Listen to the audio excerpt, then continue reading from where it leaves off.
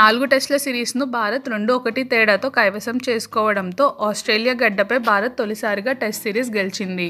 Series గెలిచిన అనంతరం Sydney మైదానంలో భారత ఆటగాళ్లు సంబరాలు చేసుకున్నారు. టీం సభ్యులందరూ డాన్స్ చేసి ఆనందంలో మునిగి తేలారు. అనంతరం భారత్ కెప్టెన్ విరాట్ కోహ్లీ సతీమణి అనుష్క శర్మ మైదానంలోకి వచ్చి తన భర్తను కౌగిలించుకుని ఆటపై నీ పట్టుదల, అంకిత భావంకు అన్ని సాధించగలవు, చాలా గర్వంగా ఉంది మై లవ్ అంటూ అభినందించింది.